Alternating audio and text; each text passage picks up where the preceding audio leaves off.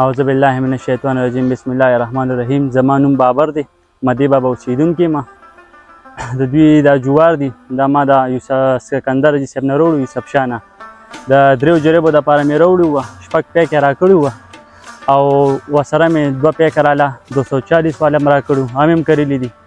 چې دا غونډ ما په یو ورځ باندې وکرل، دا مانوله پر واره باندې غونډ د 240 دی ماشاءالله ډېر ښکلي روان او دا ډېر کمزورې وه.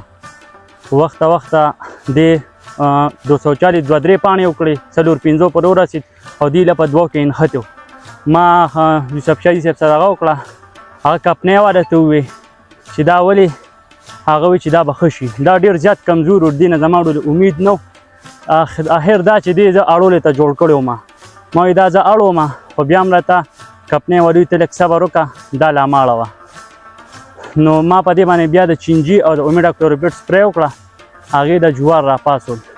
ماشاءالله اوس نه دی د 240 سره ښه ښکلې په مقابله کې روان دي، ځکه چې 240 هم ډېر تیز روان و.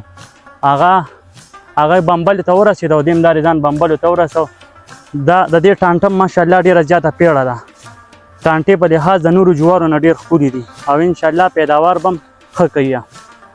او نور ښه ښکلي تخم دی او تیز دی، ګرمه تخم دی او د سپرلي دپاره ماشاءالله ډېر برابر دی. او انشاءالله طوفان ته د دې باندې اتمه اوبه کړي وه، هغه طوفانه تیز راغلی و. ماشاءالله اړولې راوړولې نه دي او نه یې څه چیړلي دي او ښه ښکلې پیداوار به انشاءالله امید پې ساتو چې راکوي به.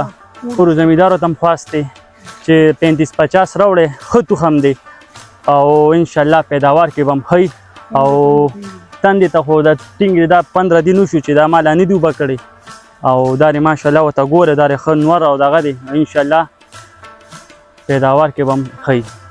او بله دا چې دا 3.5 جریبه پلاټ دی او زه شنه په شنه خرڅوم.